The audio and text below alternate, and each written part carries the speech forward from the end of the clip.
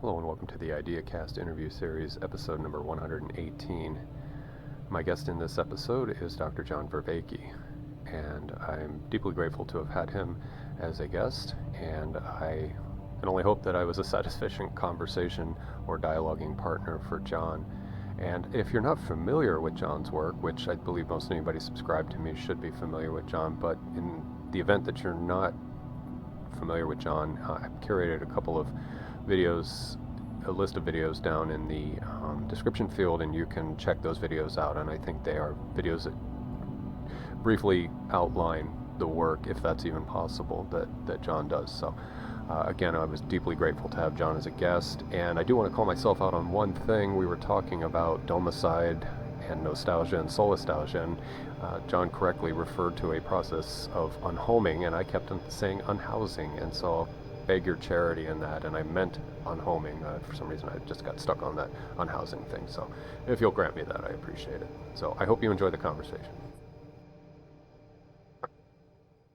Gives me great pleasure to welcome Dr. John Vervaeke to the IdeaCast interview series. This is a conversation that I have had in the imaginal space, and now I'm reifying it with John's presence here. So John, welcome. So glad to have you here.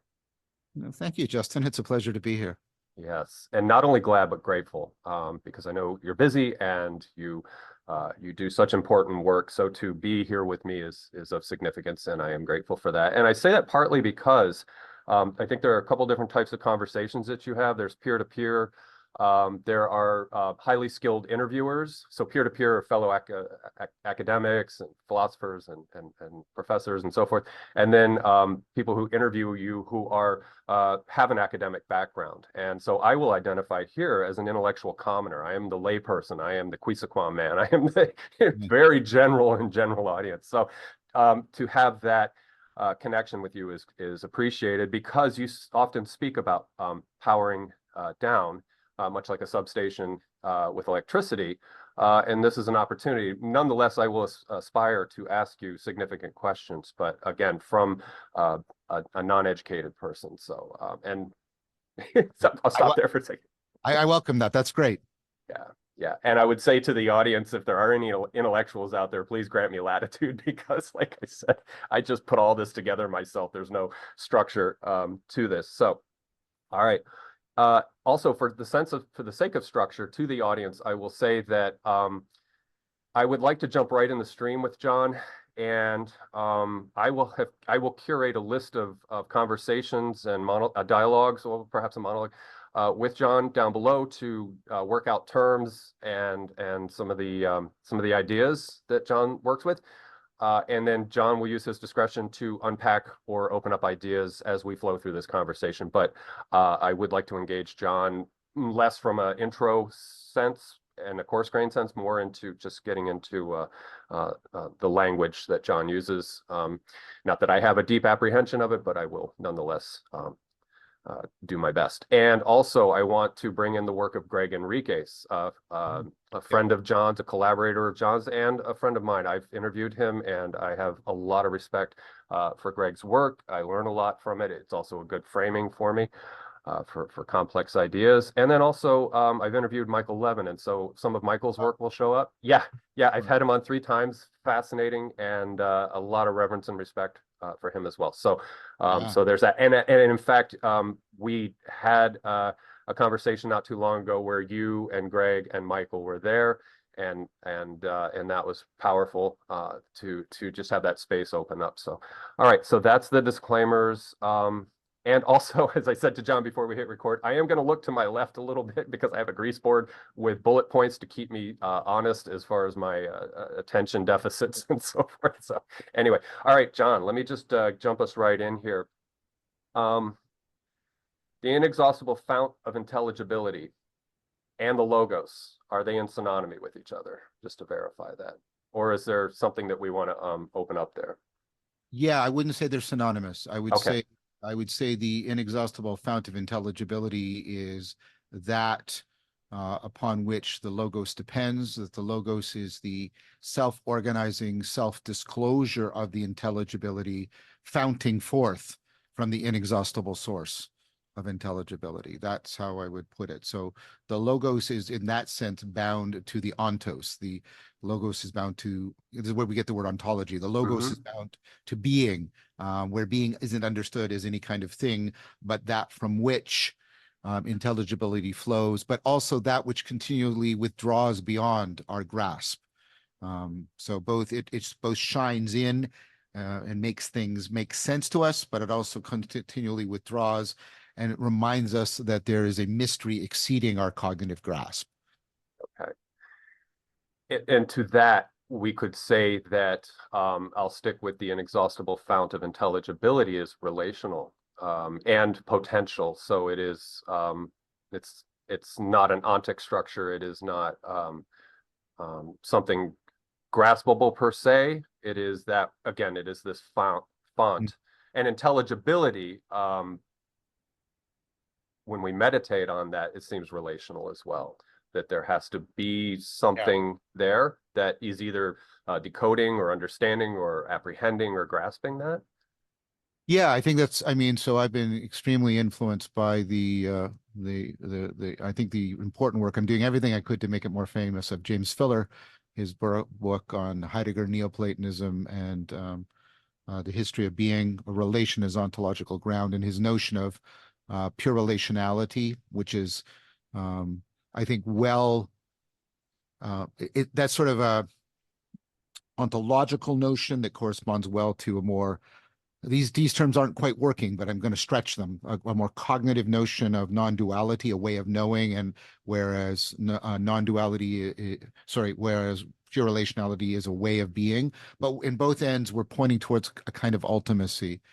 With relationality, we're pointing towards that which lies under the subjective and the objective, that which lies under and makes possible, therefore, truth between them, that which lies below subject and predicate, as Nishida would say, and makes logic and predication and statement, propositionality possible, etc. So it's that kind of relationality. And then non-duality is the experiential side of that, right?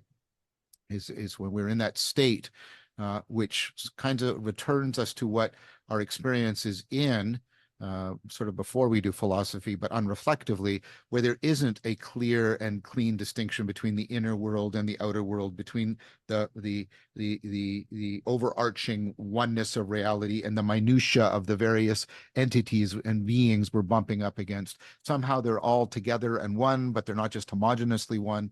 And so non-duality is a reflective apprehension of that state. And then many people would argue that that state of mind and being participates in the pure relationality that's underneath the subjectivity of objective domains, subject and predicate, being and beings, etc. Okay. I would like to build on what you just said by bringing in, I might be a little obnoxious here, bringing in cosmology, bringing in the cosmos as we understand it, as physics can best deliver it to us, to our understanding. And in doing that, I, from my own way of thinking, acknowledge the cosmos as being undifferentiated yet cellular for the sake of our understanding, from our perspective.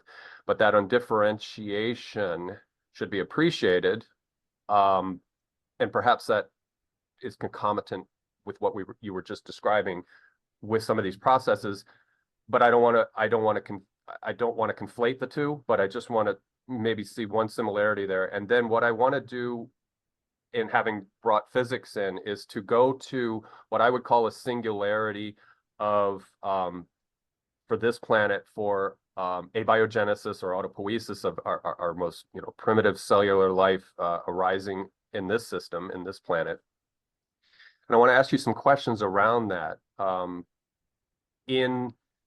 If we could have that singularity as a threshold, and we talk about prior to the crossing of that threshold where we have abiogenesis, there is self-organizing systems in systemicity, in the undifferentiated universe, if we want to just call it that.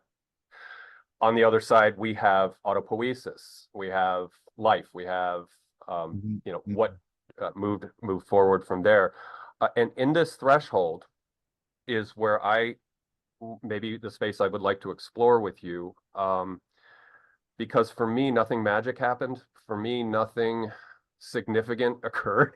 Just to take my affective and phenomenological appreciation of this event, but looking at it and okay, view from above, as very, very, very far above, to analyze this as best possible, and then bring in the beginning of what you teach and talk about with relevance realization, with sense making, with the transjective relationship of a biological system to its environment or with its environment, and the niche construction, the conforming, all these things on this side of the threshold. But prior to the singularity, it seems like that it is just self-organizing systems. And again, when I think that it's not magic or there's nothing really super special happening at that singularity, is there a junction there? Is there some way to oscillate in that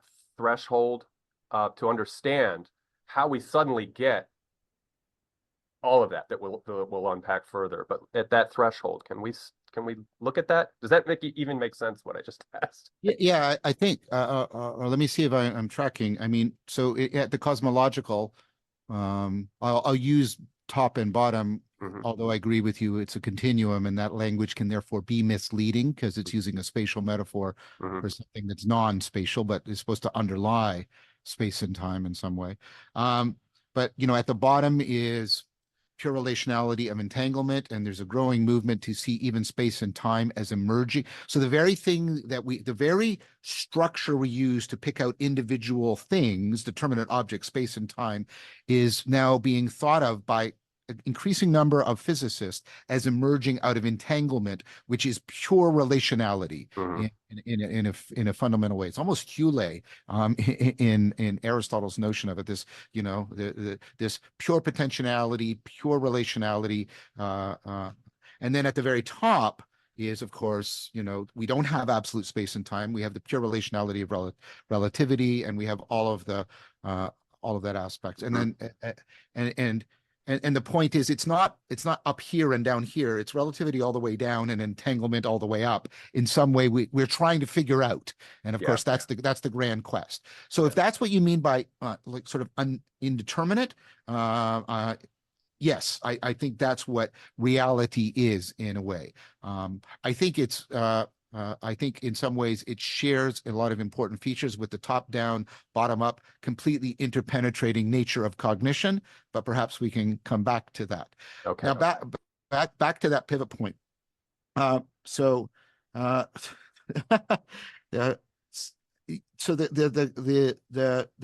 tricky thing here, I've just been reading The Blind Spot by Frank Gleiser and Thompson. Evan Thompson is one of my friend of mine, and of course I've talked to Michael several times, and Eric Cole has his book out, The World Beyond the World. There's a lot of convergence around, like, we've got to get back to trying to understand the world in a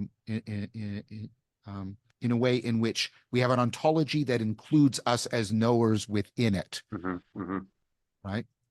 And so we have to be very careful. So when you say there's no magic happening, one thing you could mean is nothing supernatural, because I agree that invoking a second world or a two worlds mythology does not solve any problems. It just doubles the problems we need to solve. And I've got a whole series of arguments. I know you're familiar with those, and I won't go into that. So that I agree with that. So I think what happens, and I think this is where the work of Thompson and Apollo and Nicholson and a whole bunch of other people, is you get this idea of Stuart Kaufman. Again, a lot of convergence, this idea of closure. It's the idea that you have a bunch of processes that create constraining structures that then are necessary for the probability of those processes to occur. So the processes will, the idea that those processes will occur, that the energy will be captured as work, the probability is extremely low outside, for example, a cellular membrane. But the cellular membrane only arises because of the chemical processes within it. So the processes generate the constraints, but the constraints make the processes possible. So you get what's called closure. And closure makes living things fundamentally different than machines. Fundamentally different, because in a machine, I can take the part out and it maintains most of its properties without being in the machine. It operates according to extrinsic purpose, the purpose I give it, or whatever, right? But living things don't work that way. You can't, like the pieces, the parts can't work except in the whole, and the whole can't work except as, you know, instantiated into the parts. And that system works for intrinsic purposes. It's not just self-organized, it's self-organized to seek out the conditions in a precarious environment that keep it in existence. So that's how it's different from a fire or a hurricane or even a star, which is a stable structure with a surface and a bounded and all that sort of stuff. And so how that happens, there's two ways in which you can talk about that. You can talk about its ontology, which is we have to acknowledge, and this is what, you know, Gregg has done, and his work is in a lot of convergence with the work that Evan and Stuart and Stuart Kaufman and others, or all these people are doing, is like, no, there's a fundamental ontological difference, because now you have things that are not machines and can't be explained mechanically. They can't ultimately be explained computationally, because computationalism is ultimately within the mechanical framework. And that means we're in a different, we're at a qualitatively different kind of reality.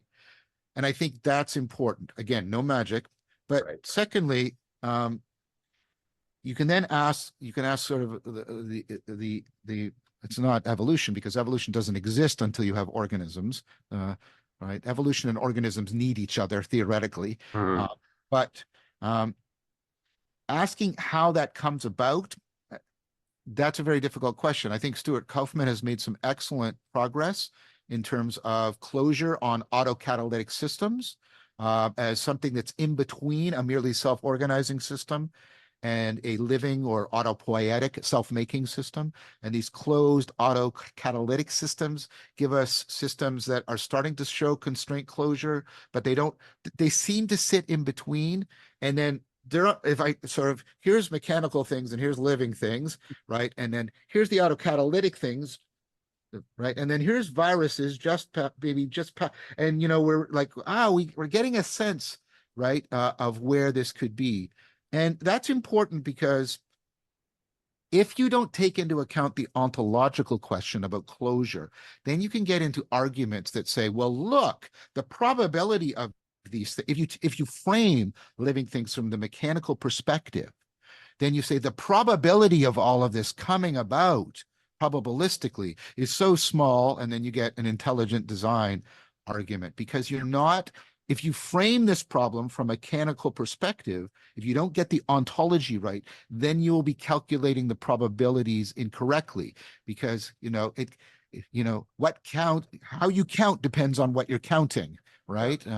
Right. And so that's a very crucial question. Nobody knows the answer to that origin question, but I think we're closing the gap, and I think we can put aside sort of, you know, irreducible complexity arguments, because they don't take into account that no, we have to take an ontology that acknowledges irreducible complexity as part of its ontology, etc.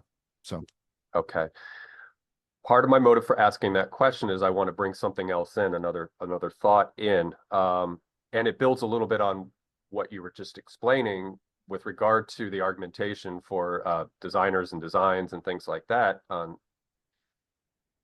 Part of my caution in asking the question is the idea of intelligence and the idea of problem solving, which is how I would most basically coarse grain describe intelligence. There could be diverse problem solving, but we'll get there later.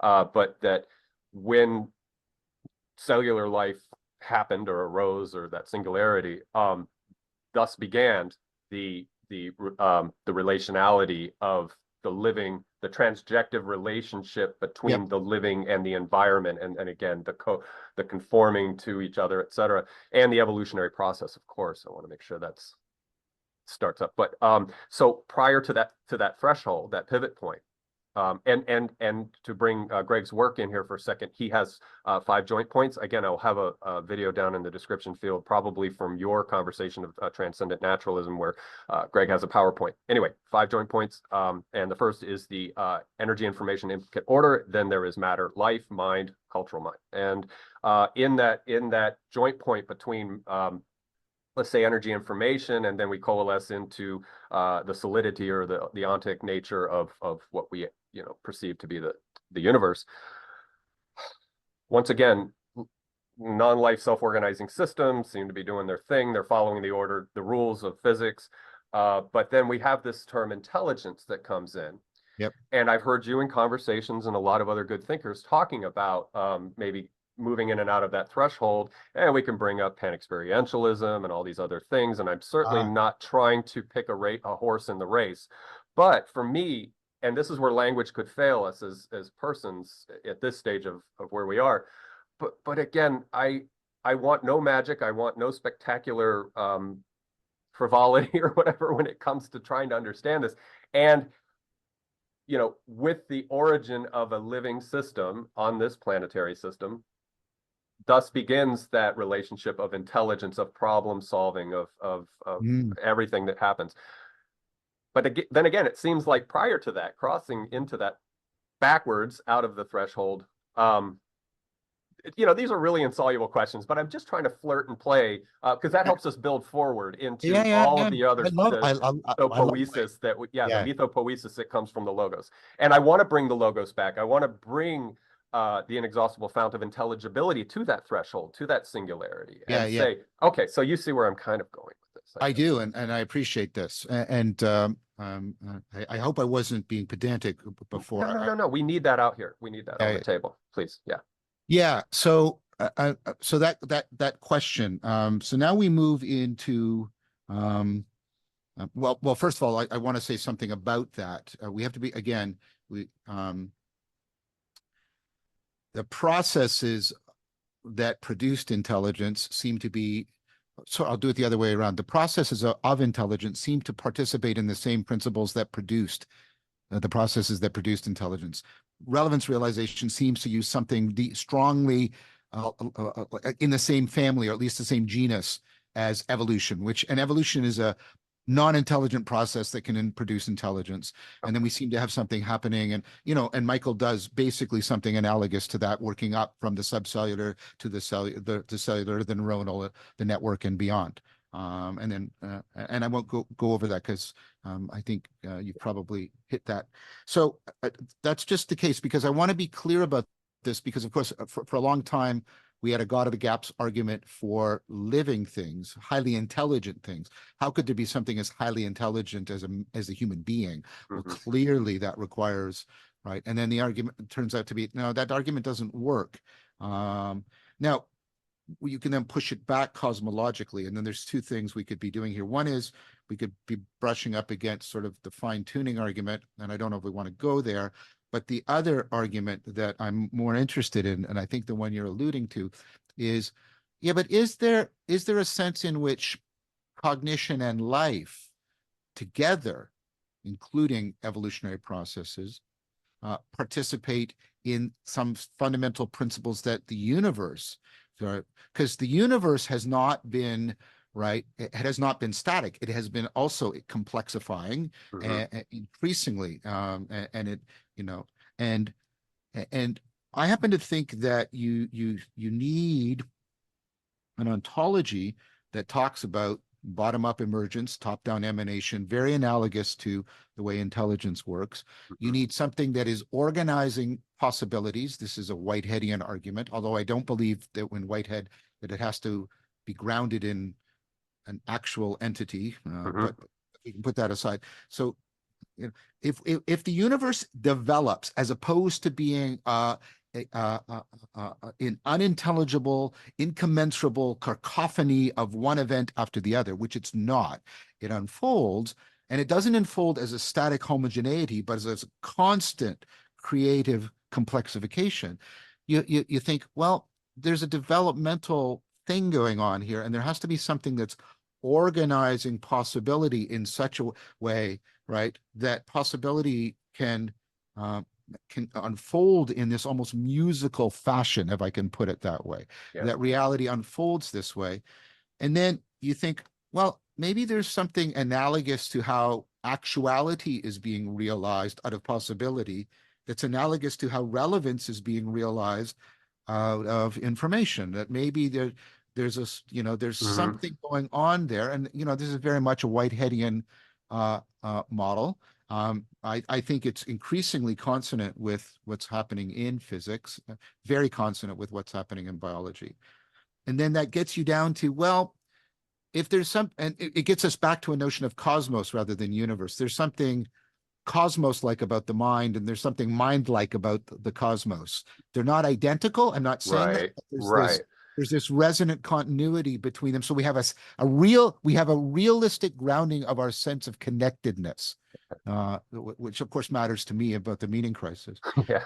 So in that sense, I think when you look before the origin of life, you say, well, let's look, underneath mind is life, but underneath life is being. And maybe the kind of continuity between mind and life, there's a kind of continuity between life and being that we should pay attention to, that gives a kind of continuity between mind and being. And you have to be really careful here. Yeah. And I'm trying to be really, really careful, because this could go so wrong so fast in so many ways, which is why I put all this caveat in front of it before I talked about it. Yes, and thank you for that too, because that's not where I'm heading. That's not what I want to do. I'm not trying to smuggle anything in. Again, I'm transcendent naturalism, right? A broader naturalistic framework, but nonetheless, that which does not import fanciful ideas of whatever's going on in the minds of others who want to put that in. And the other thing I do for my own heuristic is I think about attractor states minus the topology, and also the strange attractors that when you animate people's form, what are they called? Not formulas. Anyway, you animate the strange attractor equations. Thank you. That you get this beautiful symmetry and this beautiful dance, and it's like so like you said that we can't say intelligence and we can't say consciousness, which to me, but that there is a process going on, and again, Whiteheadian, in a Whiteheadian sense, that's process relational and it is coalescing. And for me, another heuristic is that to me, it's a higher Hertz rate of self-organizing systems. And this is all very crude. This is all not to be taken too seriously, but it's just maybe framing that accelerated Hertz rate of self-organization may be that which is going on to an extent, because you have to add in complexification of the system, et cetera, et cetera, et cetera. But to me, very simple heuristics are that it is perhaps a higher octave of self-organization, and that there is this dance of symmetry and this dance of coherence that comes out of the incoherence of. I think we have, if you'll allow me a bit of poetry, I think we have a fully fractal fluxing flow. I think that's what's going on. And I think there's important ways in which life is like that. And I think there are important ways in which mind is like that. Mind is very lifelike. That's part of 4E cog psi. And I think life is, and reality share some important continuities. They're also dissimilar. We talked about how living things have closure and they're not mechanical systems. So there's both identity and disidentity, but it makes sense now. I'm now starting to say we should now go back to talking about a cosmos. There is a beauty in the sense of something that discloses our belongingness to here, and how this here belongs in us. We can indwell it and we can internalize it, etc. So we should talk about this now as a cosmos again. And we had lost that for a long time. We talked about a universe, which tends to connote also a very flat ontology. And now we have this fully fractal fluxing flow in which there's deep continuity, there's a musicality of intelligibility. We can see how life and mind and being are sewn together. It's very consonant, and I've argued this repeatedly, with Neoplatonism. And Yeah. Neoplatonism is the spiritual backbone of, of Christian mysticism, Islamic mysticism, Yeah. Jewish mysticism, and a lot of philosophical and scientific mysticisms in the West. I think Arthur Voss Lewis has made that case overwhelmingly clear. And I think James Fuller is right. Neoplatonism is us in our selfhood and in our consciousness and our cognition, recovering that deep sense of continuity and participation. Yeah, to recognize the deep continuity, and to me, the recursive nature, to the scale invariance, to the repeatability of patterns, all these kind of things, and recognizing that. And again, I think that may anchor itself in helping obliquely to make sense of the meta crisis, meaning crisis, these kind of things, that we restructure or reframe the ontological perspectiving, or however you want to say that, of our origin story, of the mytho ontological status, or whatever, the grounding, I guess. I think so. I think that to the degree to which we can actually recover in Tolkien's sense and recognize, not just recognize, but recognize in a way that has a transformative impact on us, really enhances our sense of meaning in life, really affords us exploring in a guided and hopefully, really reasonable and sapiential way, alternative states of consciousness, alternative fields of cognition, alternative ways in which we assume and assign identities, all that kind of stuff that religions have been talking about.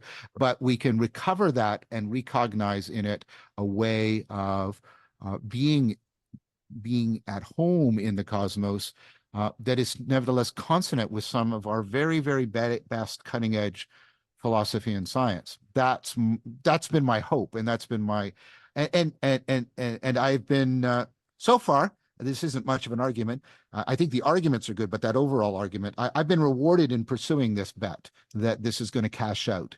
And then increasingly, it seems to be so. The convergence seems to be increasing. The creativity, the scientific discovery, the philosophical innovation. Biology is doing right now what physics was doing at the beginning of the 20th century. Right. It's just going through this paradigm thing that is just astonishing.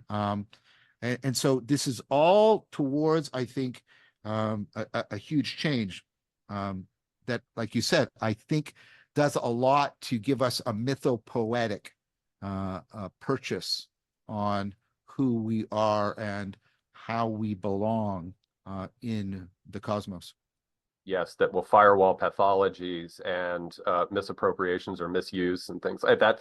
Not guaranteed, but that maybe there's a better chance that this cannot be corrupted or perverted as badly as other attempts, as other endeavors, perhaps. I don't know. Maybe that's too strong of a statement, but we could hope for that, maybe.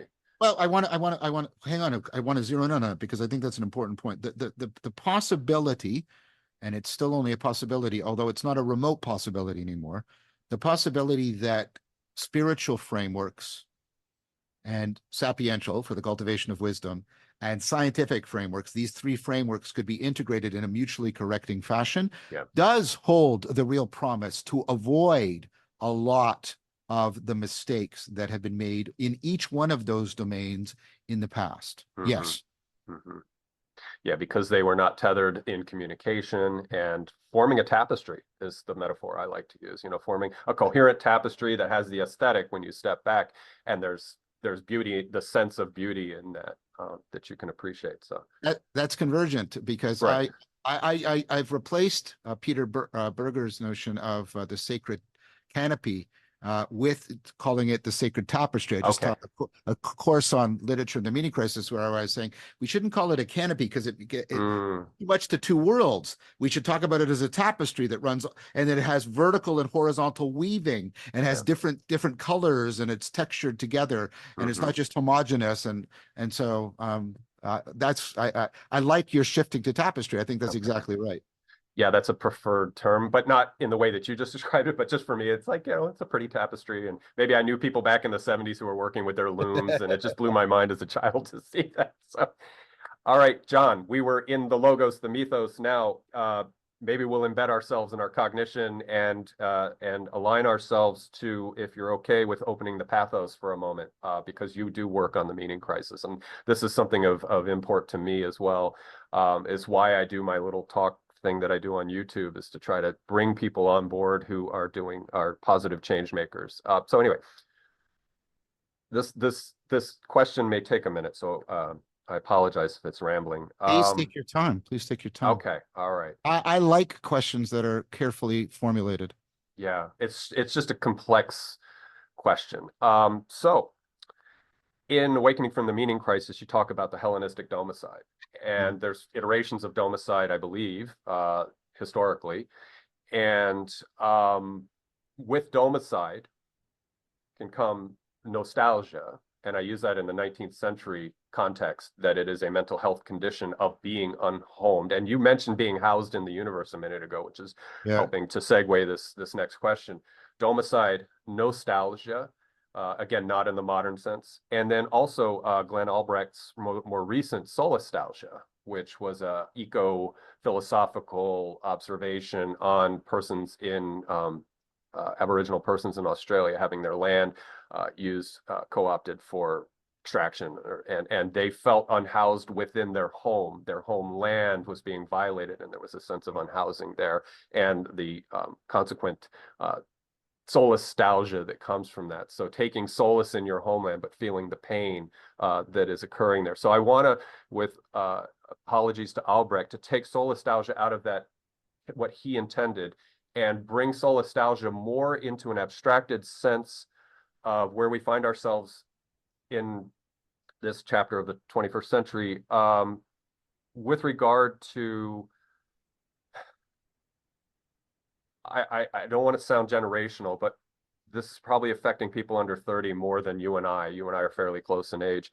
That the unhousing of the self, both literally in the domicide, and also in the unhousing of the self, in the embodiment of the self, in the psychosocial, psycho-emotional sense. I want to explore some of these ideas with you. So maybe we'll start with with a sort of unpacking of domicide and nostalgia, and then if you're okay with exploring the abstracted idea that we can find ourselves unhoused in our lives, in our psycho-emotional housing. So I'll hand that back to you and see what you want to do with it. And we can go anywhere with it. No, that's fine. So domicide, I'm going to invoke, you're using the term unhousing, and I understand how you're using it. I find it helpful to make a distinction between housing and homing. Okay. Because, and homing also gives like homing in. So one of the features of, I mean, there's two ways, there's physical domicide, Porteous and Smith, where your housing is destroyed or your dwelling, but then there's cultural domicide or psychological domicide, where you have housing but you don't have a home. And this this can be very, very profound. People will probably remember moments during COVID where they bumped up against this. They obviously were probably in a dwelling, and in some sense it's maybe even in their home, but they probably felt very estranged and disconnected, and like things didn't make sense anymore. I know a lot of people lost close relationships because they couldn't bear, and then of course there was a mental health tsunami afterwards. So this idea that what happens is we lose a sense of belonging. We lose a sense that there's a deep reciprocity. Kelly Allen has done the psychology of belonging. There's a deep sense of reciprocity between you and the environment, what Christopher Mastapietro and Philip Misovic and like in the zombie book called the agent arena relationship, that fundamentally breaks down. And that's a meta meaning system. All the other meaning system, all the more particular meaning systems you may create, right, depend on that running smoothly in the background. It's your sort of fundamental standpoint in reality. And Domicide is the loss of that in some way. And I think what we can have then is we can have a radical sense, Matthew Arnold, the sea of faith has withdrawn, and we are, what is it, on a darkling plain swept with alarms, and where ignorant armies fight by night, Hmm. right? That horrible, horrible, horrific image. My apologies to Matthew Arnold for probably misquoting him, but the intent is there to give him full credit. And so then you get nostalgia in the sense you talk about it, the sickness, and the inability to be, because one is longing. And so it is, nostalgia is in that sense deeply analogous, perhaps even a species of the genus of homesickness. We all know what it is to be homesick, where we're away. And think about when you're traveling, you probably are staying in a very nice hotel. You've got great housing, you've got a great dwelling, food, everything's being provided for you, and you're homesick. You don't want to be there, you want to be home. And I take it that you're meaning nostalgia in that sense, that debilitating kind of homesickness that we can long for. And I think two ways people respond to Domicide is they make fantasy, in the pejorative sense, the sense that Tolkien criticized, they make fantasy escapes into the past to try and satisfy the nostalgia. And that's very, very dangerous. And that's a very, very powerful cultural political engine happening right now. And then people do the other thing. They pick up they say, well, they adopt what Charles Taylor called a subtraction story. We got rid of all that superstition, and now we're free and clear. And what we're going to do is we're going to build the utopia of the future. And they take refuge in their home is the future. And of course, they get caught up in the Promethean spirit. And they basically, unbeknownst to them, they just reenact all the pernicious aspects of the two-world mythology, which is just like the problem with the two worlds mythology is that this world just becomes of instrumental value for getting to that world. This is the Nietzschean critique. And so when you lose a sense of the supernatural, this world has no intrinsic value. The same thing with Promethean utopianism. Like this time here doesn't have any intrinsic value. It only has instrumental value in getting to the utopia. So the ends always justify whatever means. And of course, utopias drench the world in blood, right? Yeah. And so now you get this additional extra recursive dimension of Domicide, which is there are people who understand they don't want the nostalgia and they don't want the utopia. And for example, the people that are exhausted of the culture war, which is a religious civil war between nostalgia and utopia, there are people that are now at a higher, sort of a qualitatively higher level of Domicide, because they've not only experienced both of those, but they reject both of those escapist options. And now they're left like even more deeply like, but what now? What now? And what happens is, with the advent of social media, that all of that I just described has been accelerated, and these people are able to communicate and talk to each other. Mm-hmm. Mm-hmm. Yeah. Okay, if it's all right with you, I want to enrich the context or broaden the frame, just the aperture just a little bit with this, and this is Please. where I can bring solastalgia back in. One thing when I invoke solastalgia as an abstraction from Albrecht's work is to say that, and then also invoke the work of Hans-Georg Moeller, and by extension, Niklas Luhmann, and probably some other, McLuhan and a few other people that influenced him, is the prolific self, tripping on my tongue there, second order observer, prolific self. And this also brings to mind some of Gregg's work, where there is a tripartite selving, and there is the personal mind, there is the persona mind, and there's a Rogerian filter. And maybe the Rogerian filter provides a little insight into what I'd like to bring out. And that is, again, we have a generation, this is why I said under 30 a little earlier, and this is something that concerns me. And it feeds to what you had been talking about a moment ago, is we have a generation that is curating a prolific self, a second order observer that is now abstracting themselves out of that persona, perhaps without a Rogerian filter. And then that could be building up way too much of nothing here, but that it's something that I think about, and that the now prolific avatar self is exposed to pathology, it's exposed to all the, the radiation of what social media brings.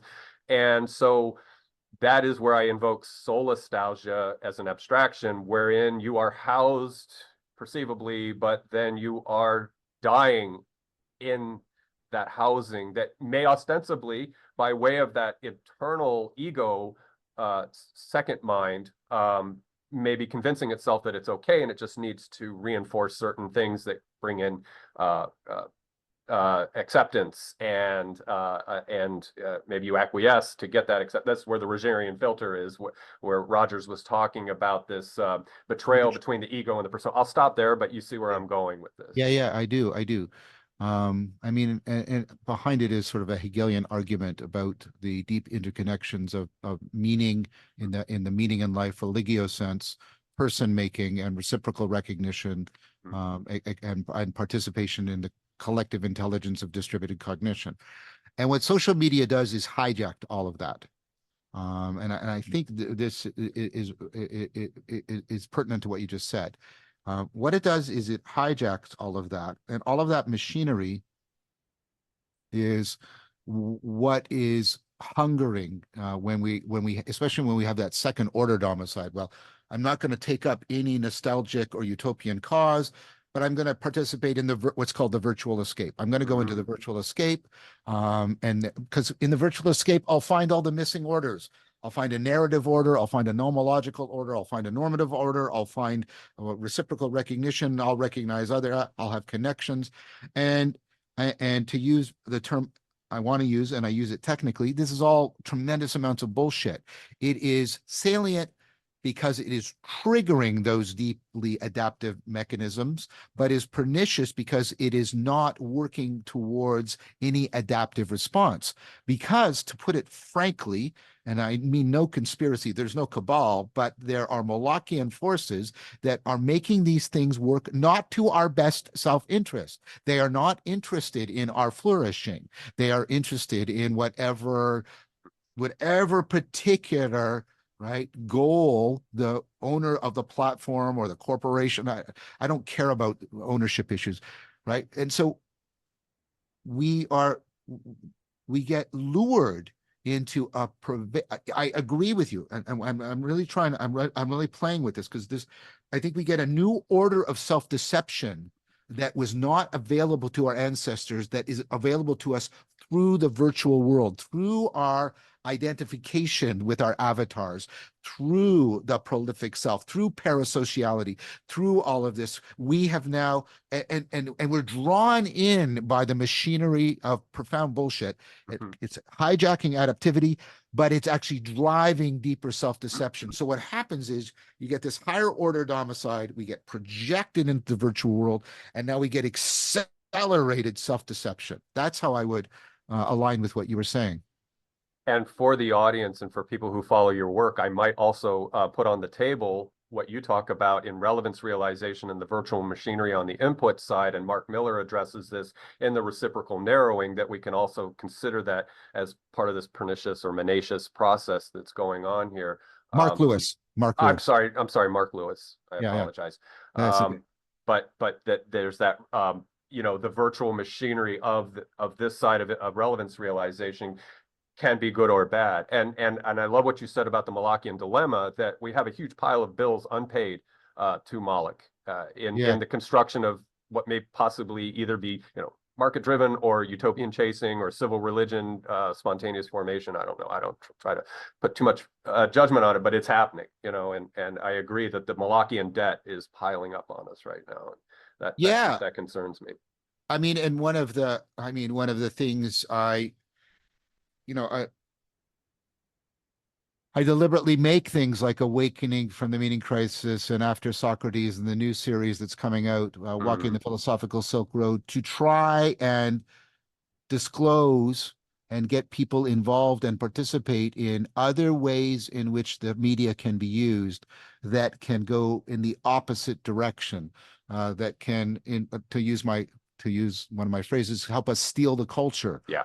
from those Malachian forces and help us align with what we were talking about earlier, the possibility of integrating sapiential, spiritual, and scientific frameworks back together again and rehoming us in a cosmos in a way that has complete, intellectual responsibility, but also profound experiential spiritual depth to it. Mm-hmm. Mm-hmm. Yeah, I wanted to, I love the term steal the culture, and you reference the early disciples of Christ as a for instance Yes, for yes. stealing the culture. But it makes me wonder in wherever we are, meta-modernity, post-modernity, whatever we're doing right now, that, who are the thieves? And this is a question that could take for hours to discuss, and we could bring out all kinds of ideas because we can bring in the ecology of practices and the good faith attempts at doing that. But maybe the question I want to ask is, we are unlike the axial age and the period of time when those early disciples were working, and there was certainly societal complexity there, but we are a diverse species. We are a species of many psychotechnologies and virtual engines of cognition. Well, I mean, it hasn't changed, but I mean, we're aware, I think, more of how processes work, or at least people who could be the thieves of the culture. The question, I guess, is when a good thief, I hate to keep using such a negative word for something so amazing, but when a good thief shows up, what are we looking for? What's happening there? I'm thinking we're looking for somebody who has this mixture of a cultivated and a spontaneous response to the advent of the sacred that I believe is happening right now in response to the meaning crisis. I think that the inexhaustible fount of intelligibility is being disclosed in a new way, consonant with a breaking up of sort of the standard cultural cognitive grammar of the West, which has become to a large degree the cultural grammar of the world. Mm-hmm. That's a little too imperialistic, but you know what I mean. Yeah. It is Like it dominant. or not, like it or not. Yeah. Like it or not, that's the global thing. And so I think when you and if you I won't give you and for good reasons, I won't give you like a recipe for identifying such a person, but it's like how you know when you're in love with somebody. Okay. Like you will get us like, and I don't mean anything cryptic or woo about that. I mean this is something that's on the edge of intelligibility. It's on the horizon. It's on the emergence of new. That's what stealing the culture will look like. It won't look like how the culture is, right? Christianity didn't look like paganism or the imperial order in any way. And a lot of people went, "What the hell is this?" And right, and they just their initial reaction was, "We got to. This is yucky or evil or weird, or we have to destroy it." Right, but what happened is, why did it catch? It didn't catch primarily because of philosophical or theological argument, although that played a role. I'm not a romantic, but it caught because there was a beautiful way of life offered, and Christianity, like Socrates, Jesus widened the field of human experience in a way that human beings find attractive. Like it's what Taylor would call sort of a argument by transition. Like, well, I was here and I'm here, and this isn't perfect, but I know it's better than that, kind of thing. And people got that there were new possibilities that were now not abstract conceptions, but beautifully presented to them, present to them in individual and community lives. And people were drawn to that. We will know people that are stealing the culture when we see individuals and we say, there's a new way of being, right? And it's right on the edge. But like when I go there and I taste it and I do some serious play with it, I like being there better than I like being here. But it doesn't make me sick. It makes me wholesome. I become a better person in many domains, right? Et cetera, et cetera. And so this is what I mean when I said I can't give you a formula. Yeah. because it's a much more comprehensive thing we're talking about here. And as I said, we live in a very complex world right now, again, with the immediacy of technology affording us connection and so forth. And so I do want to acknowledge that. I also want to acknowledge something that you said recently, that you, John Vervaeke, can embody the sage, but that John Vervaeke can maybe do his service as embodying the pedagogue, which you've been career-wise your whole life. But maybe and correct me, slap me around if I'm doing this wrong, but just that, we can embody in an itinerant way that which is necessary for the moment to communicate.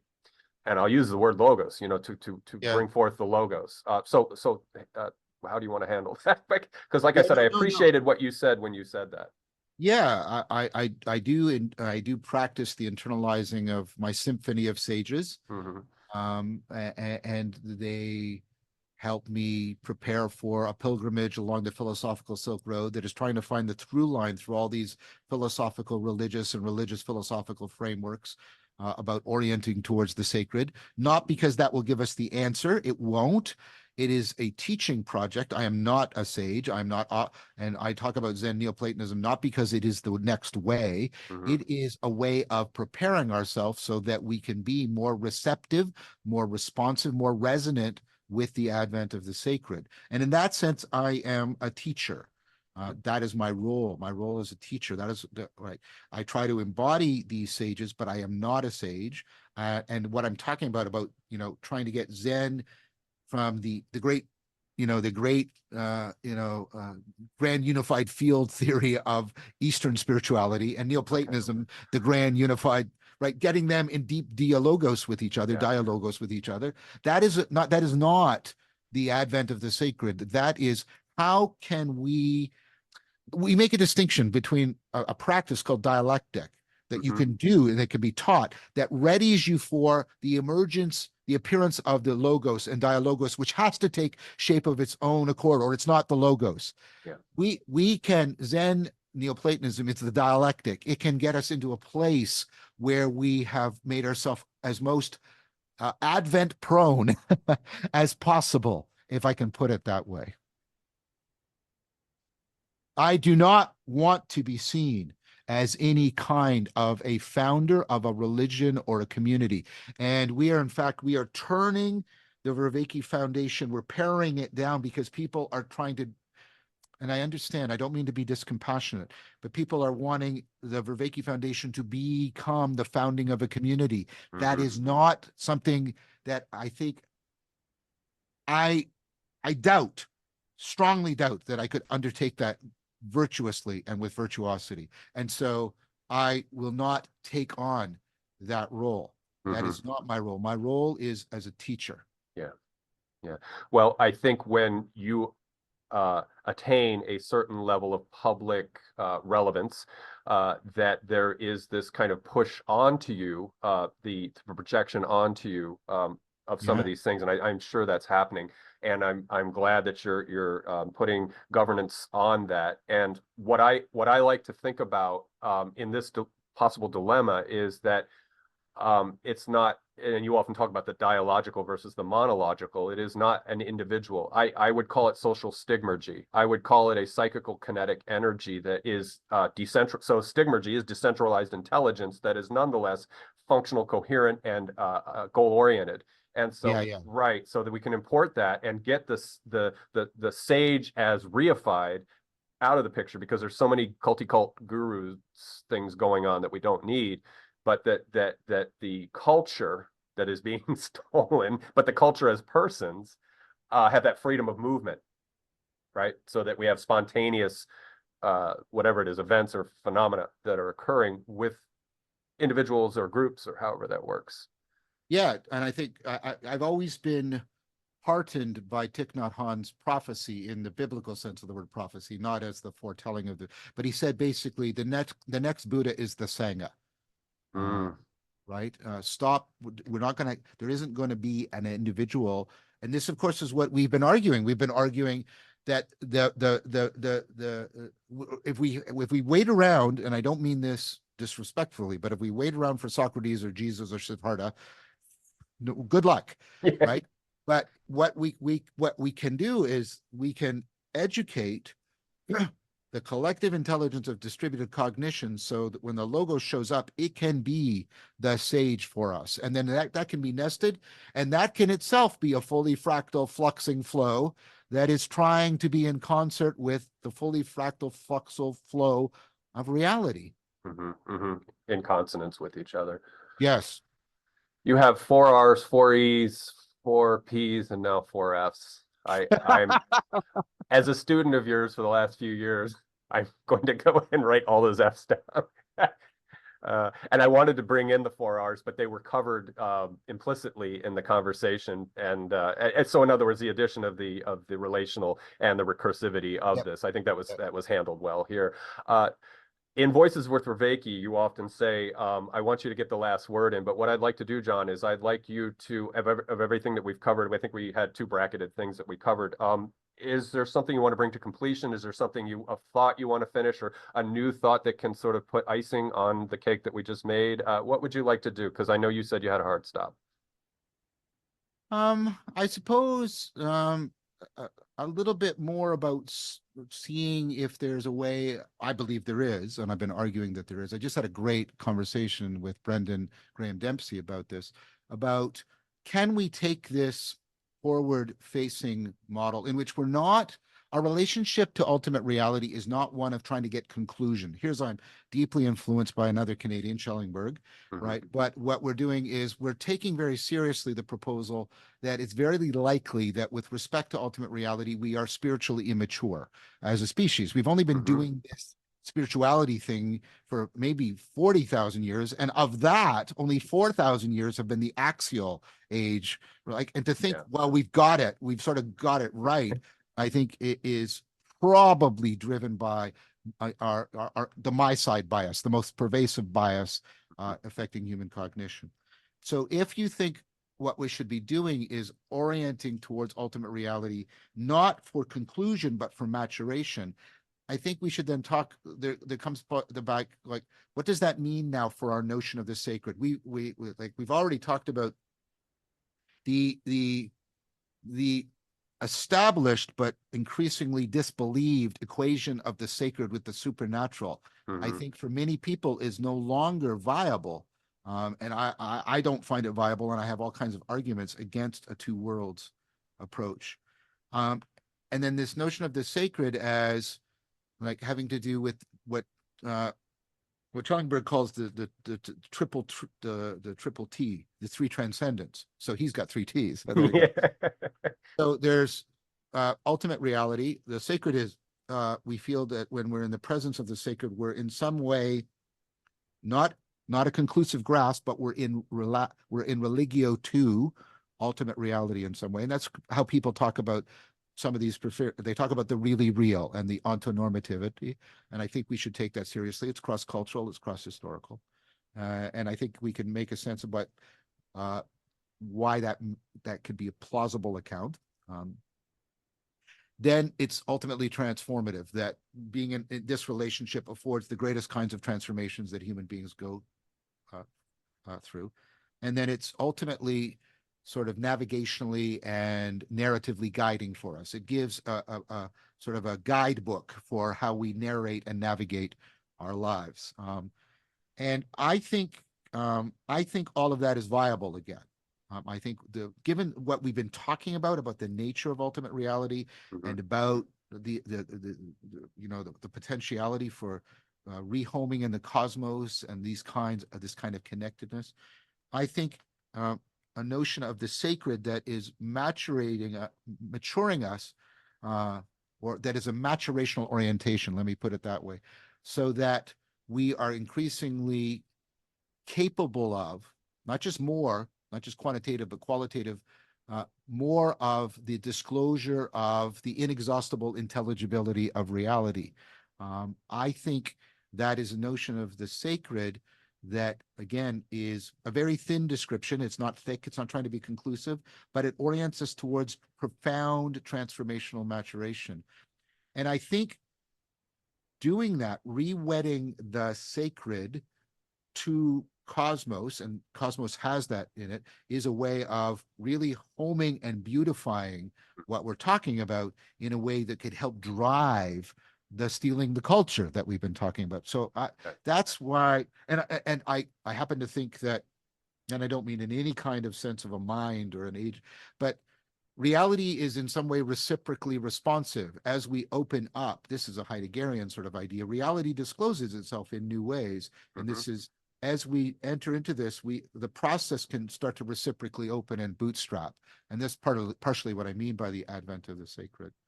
And so I'm proposing that that we can do this, and that process of a pilgrimage along the philosophical Silk Road, trying to draw the through line of getting a mutually deeply transformative dialogos between these various Silk Road places and sages. I'm proposing that may allow people to recover Christianity in a way that takes into account everything we've been talking about. And there's people like Brendan who are doing that work. It may afford people to move to another home. I was brought up Christian, but I found in Taoism what I've always been looking for, and it's constant. Or it may help people say, I've moved around and there's no place that I find home, but now I find that I'm open, and I'm open to the quest, the journey, and there's other people along the way. And so that's the next big project for me, is to try and create a video series called Walking the Philosophical Silk Road that will hopefully exemplify that and educate about that, to help bring all of those things together in a little bit more of an accessible fashion. So I did a bit of a philosophical argument and then turned it into a shameless plug for my next big video series. Plug away on my show. I have no shame either. So, but I try to be humble too. So walk that line there.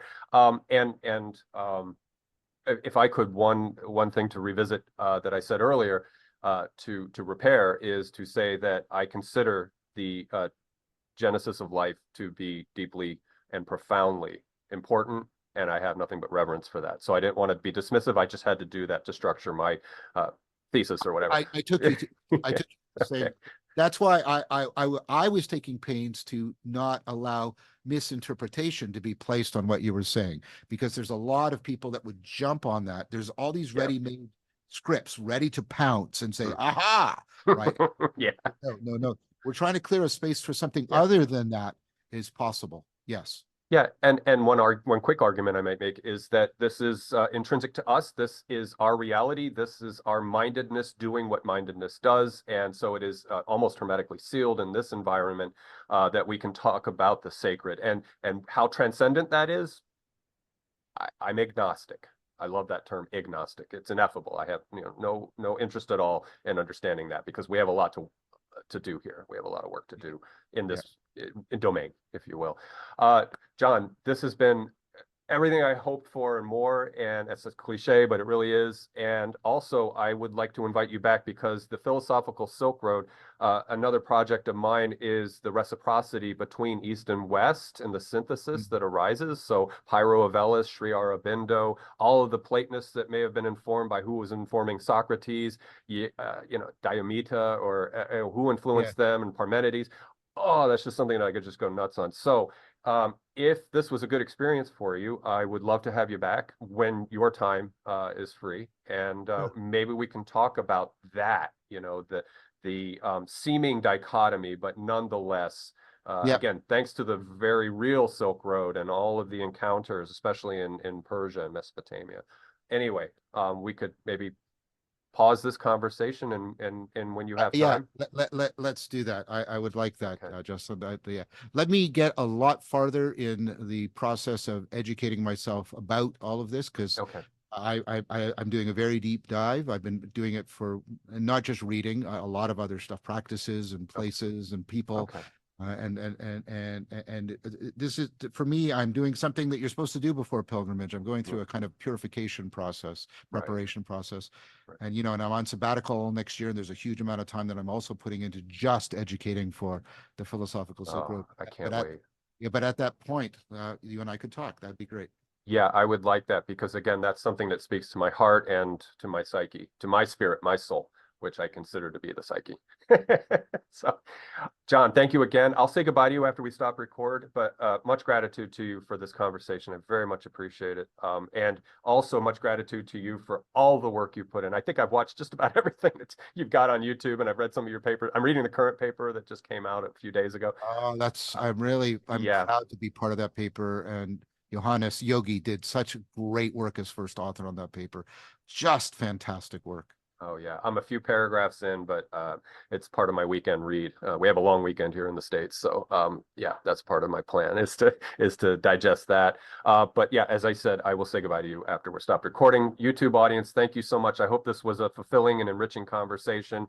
I hope I was able to ask John some questions that may not have come up in other spaces, which is not to sound like I'm special or anything, but I just hope we were able to have a novel conversation. So thank you, YouTube audience. Thank you.